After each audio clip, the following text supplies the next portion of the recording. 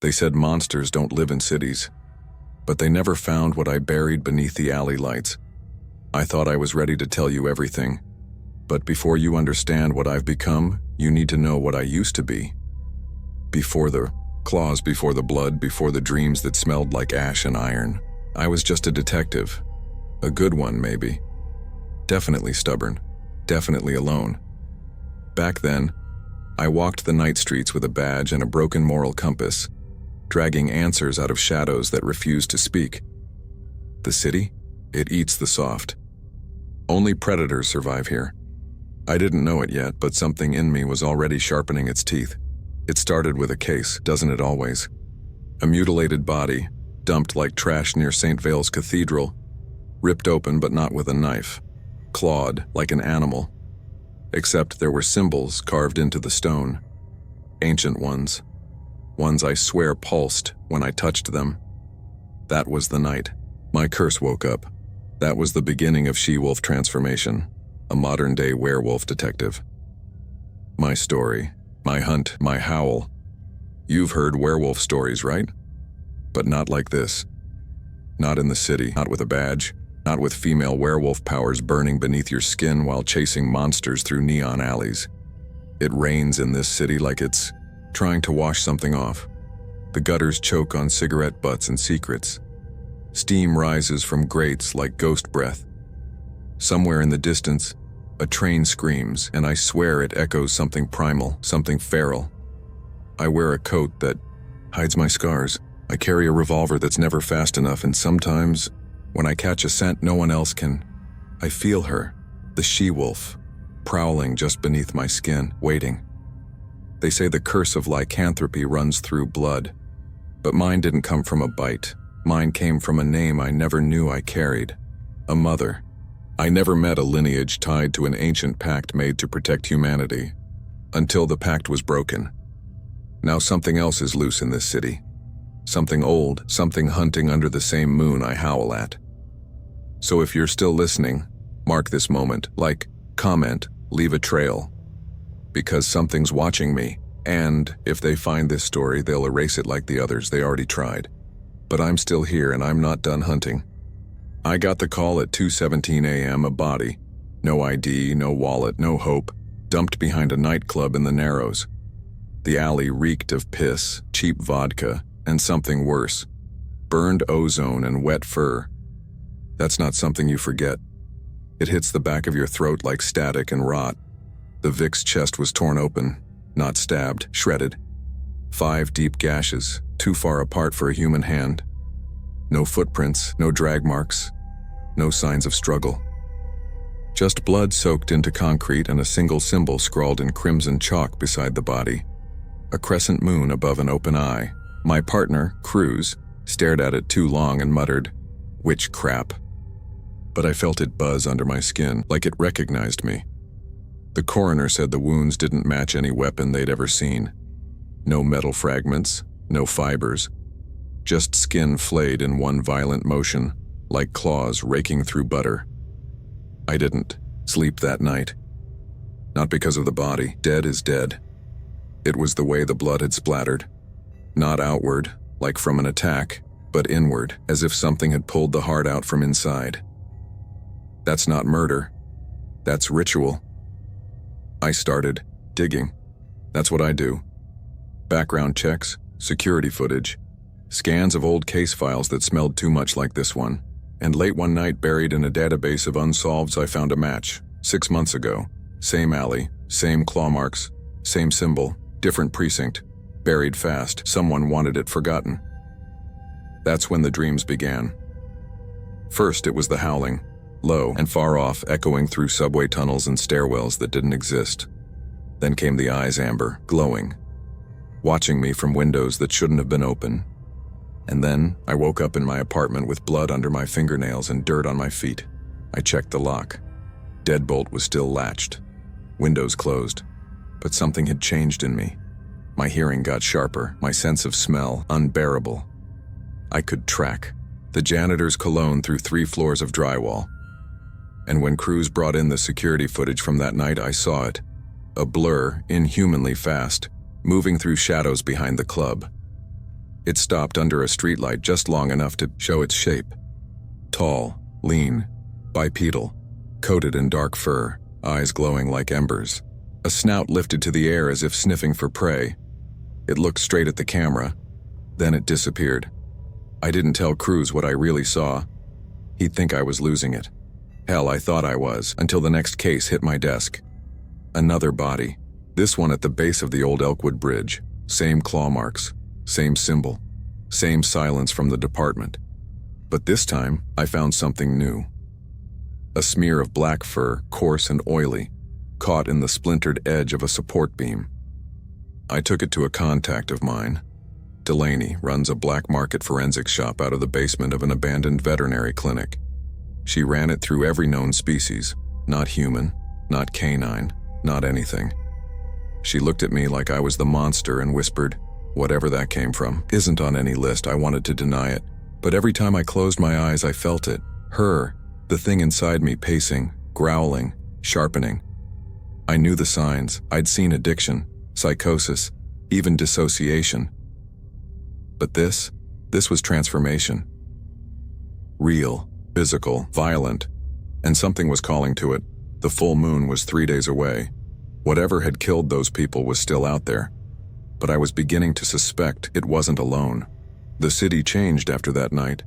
Or maybe I just started seeing it for what it really was. Every alley felt like a throat waiting to be slit.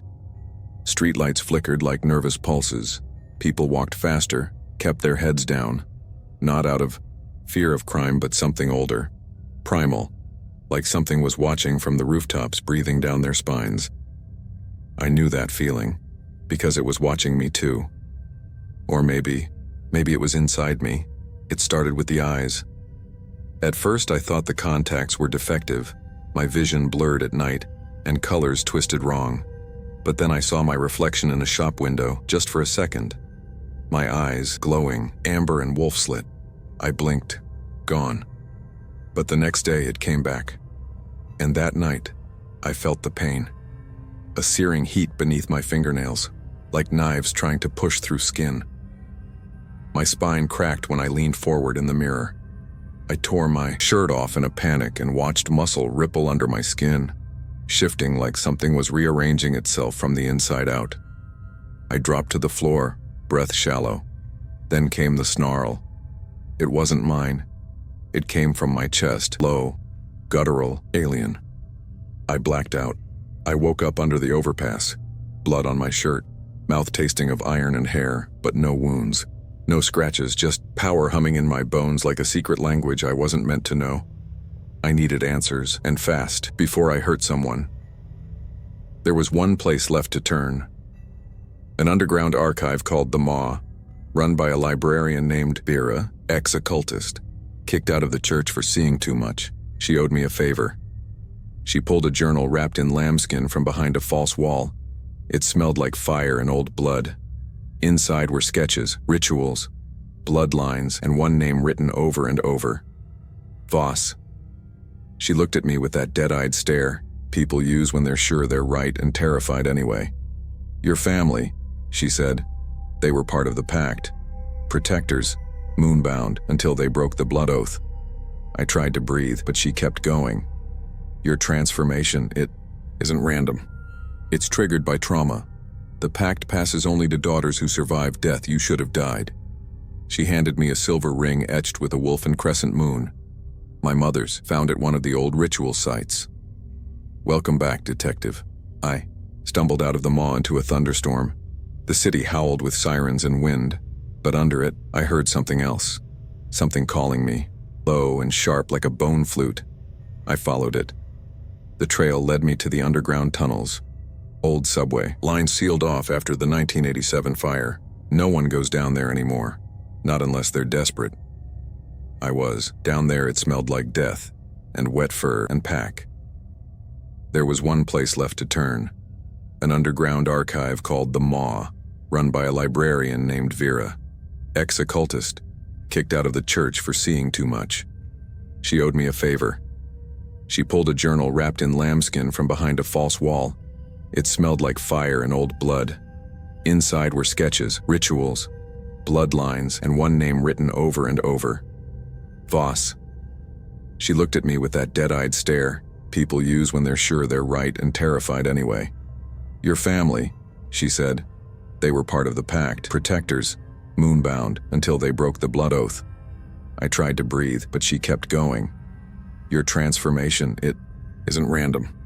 It's triggered by trauma. The pact passes only to daughters who survive death you should have died. She handed me a silver ring etched with a wolf and crescent moon. My mother's, found at one of the old ritual sites. Welcome back, detective. I stumbled out of the maw into a thunderstorm. The city howled with sirens and wind, but under it, I heard something else. Something calling me, low and sharp like a bone flute. I followed it. The trail led me to the underground tunnels.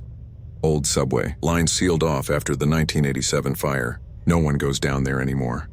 Not unless they're desperate. I was down there, it smelled like death, and wet fur, and pack. Pain lit my spine like a lightning rod.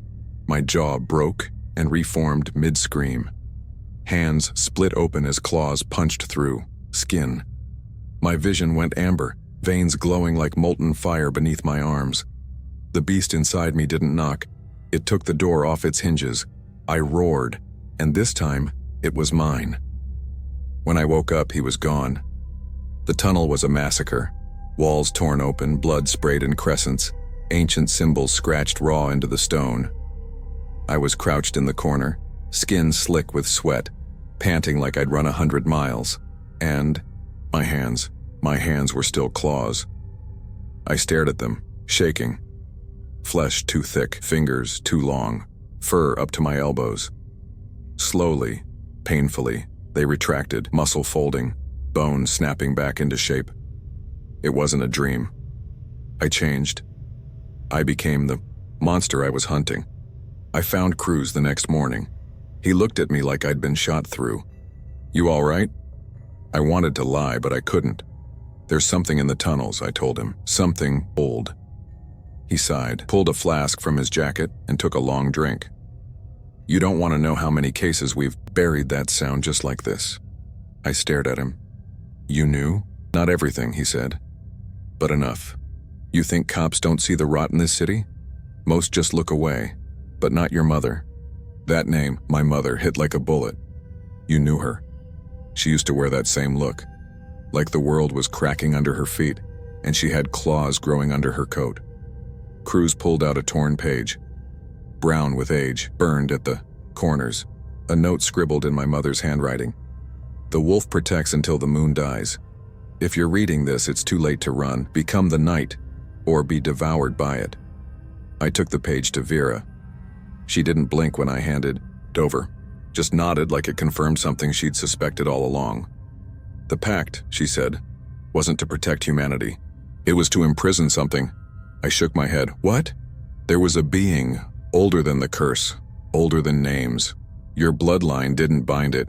Your bloodline fed it. She slid a new file toward me, an old city archive marked with red ink, lunar incident, sealed, 1971, Operation She-Wolf inside. Photos of my mother, mid-transformation, locked in a cage. Notes on controlled awakening, pack inheritance, and one chilling line. Project aborted, subject terminated, embers remain in the child. I was the ember, and someone was trying to reignite the fire. I staggered back home, locked every door, sat in the dark. That's when I heard it, scratching, on the walls, inside them. Not rats, not pipes, claws, and then a whisper, my voice, from inside the vent. You're almost ready. I ripped the vent open, nothing there. Just a folded envelope wedged behind the duct. Inside was another torn, Puvrig's, the same handwriting, burned edges, ink and blood. It read, if you're reading this, you're part of it now. They've marked you. Through words, through eyes, through story. Leave a sign, a scratch, a howl, a comment, a share, before the moon finds you, before the next wolf takes your place. My breath caught. I looked out the window. The clouds parted, and there she was, the full moon, staring down like an open eye in the sky. It was almost time. The city never really sleeps. It just waits. Underneath its sirens, neon lights, and half-spoken lies, it's listening for howls, for secrets, for something to break. And I was about to. After the tunnels, I thought I'd seen the worst of it. I was wrong. The next body turned up on my turf, a local cop, ripped apart behind a liquor store in South Hollow. Same marks, same symbol, but this time carved into his chest, like a message to me. The forensics team was quiet, unnaturally so. Cruz showed up, eyes sunken, lips tight. He didn't say a word, just handed me the autopsy file and left. Inside was one note: not your kill. Different teeth pattern. Bigger jaw. He's not working alone. He? Who the hell was he? I went home and tore through my mother's files. Again. Her journal was locked behind a false panel in the floorboards. Inside, photos, case files, sketches of werewolf anatomy, each entry more desperate than the last. Then I found it. A page labeled The Alpha Mark. An illustration of a towering black-furred creature with glowing red eyes and bone-studded forearms. Notes beside it in scrawled handwriting: only one alpha may awaken per cycle. The others submit or are destroyed. Their hunger is not for blood. It is for dominance. If the alpha finds you before you complete the change, it will rip you from yourself. My hands trembled. I wasn't the predator anymore, I was the prey. That night, I locked myself in my apartment. No phone, no badge, just whiskey and silence. But silence doesn't hold the beast. It started slow, a twitch in my jaw, a burn in my spine. Then my ribs cracked, loud, sharp, like gunshots in my own skin. I collapsed, coughing, until something warm hit the floor. Blood. Mine. And then I screamed. I must have blacked out. When I came to, everything smelled too sharp. My walls were shredded, my window cracked, and in the mirror, my face wasn't mine. Half-shifted. Yellow eyes, elongated snout, fangs through torn lips. I looked like a nightmare wearing a detective's badge, and deep inside, she was smiling. In the morning, Vera called, whispered like the phone was bugged. He's moving, the alpha. He's using the old church downtown, the one buried under the glass tower. She paused. You need to stop him before the moon hits zenith. If he marks the city's heart, it'll never be yours. Mine? I asked. The she-wolf isn't just a curse, she said. It's a crown. I didn't ask what she meant. I just packed a silver knife, laced up my boots, and left. Outside, the sky was sickly yellow. Clouds hung like bruises, and the air was vibrating. That's the only way I can describe it. Like the city itself was holding its breath. I made it 2 blocks before I saw him. The alpha, tall, muscled like a myth, black fur rippling in the wind. His snout split in a permanent grin, not savage but smug, like he already owned this place. He didn't lunge. He just whispered, "It's almost time, cub. Run if you want your last breath to matter." And then he was gone. Gone like fog. Back at Precinct HQ, I tried to warn them. Told Cruz everything, about the alpha, about the blood, about what I'd become. He looked at me like I was already dead. Voss, you're not the first to carry the curse, but you might be the last. I stared at him. You believe me? I've always believed monsters wear badges too. He tossed me the keys to the evidence locker. Gear up. This time, we fight. The full moon was tonight. I could feel it, like a war drum in my chest. The she-wolf wasn't pacing anymore. She was charging, and I was finally ready to let her off the leash. The city was glowing, not from the street lamps, not from the office windows or the neon signs, but from her, the full moon, hanging like a silver blade above the skyline. And I could feel her calling, not to my mind, to my bones. I stood across from the old cathedral buried beneath the glass tower. They'd built it over, poured concrete and commerce over the past like it would stay dead, but the alpha had dug it back up, stone by stone, bone by bone. Inside, the walls pulsed with an unnatural heartbeat. Blood dripped upward. Candles flickered. In colors flame shouldn't take. And in the center, surrounded by runes carved with claws, he waited. The alpha turned as I stepped in, 7 feet tall, horns curled back from his skull. Eyes glowing red, not with rage but with purpose, like he was born for this moment. "You came," he said, "the last she-wolf of Voss, the ember they failed to extinguish." I raised my silver knife. My voice didn't shake. "You've been killing innocents," he chuckled. "You call them innocent? You of all bloodlines?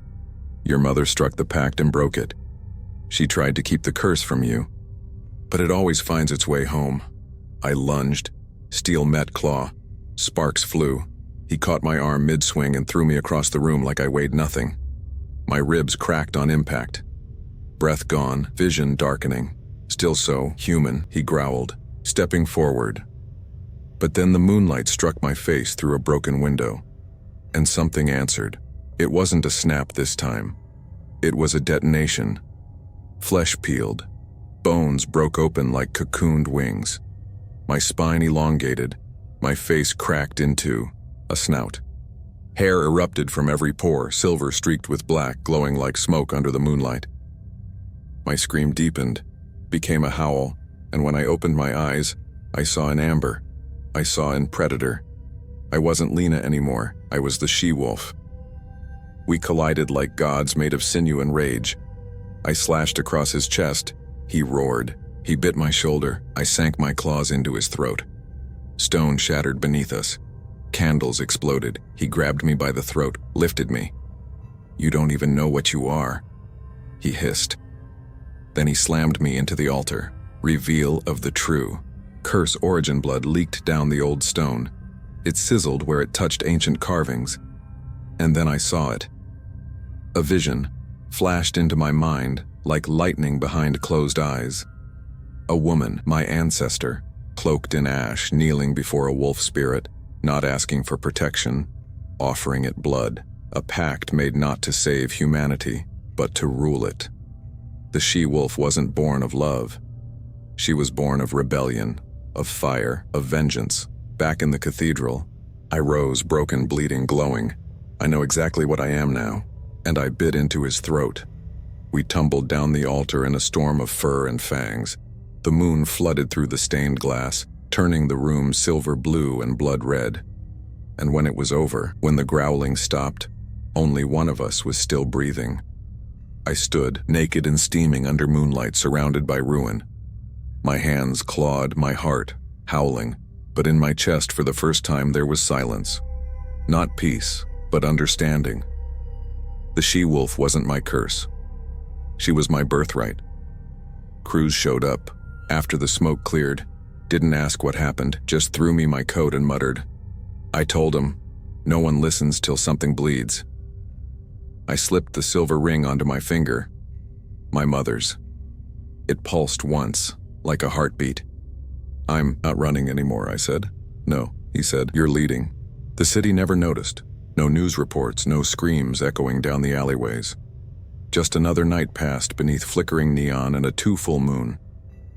But something changed, not out there, in me. The she-wolf didn't vanish after the fight. She didn't crawl back into the dark, satisfied and silent. She watches now, from the edges of mirrors, from reflections in puddles. She waits, but she's not the only one anymore. Now I'm watching too. I'm still a detective, still carry a badge. But I stopped calling in backup because what I hunt now, they don't bleed like people do. They disappear into walls, crawl through, static, mark their victims in dreams. And I see them. Every full moon, I feel the hunger stir again. Not for blood, for justice. For those buried in the city's belly. For those no one else will avenge. I don't sleep much. Too many scents in the dark. Too many whispers behind locked doors. But I rest easier than I used to, because I'm not afraid of what I am anymore. I'm afraid of what happens if I stop. Sometimes, on quiet nights, I visit my mother's grave.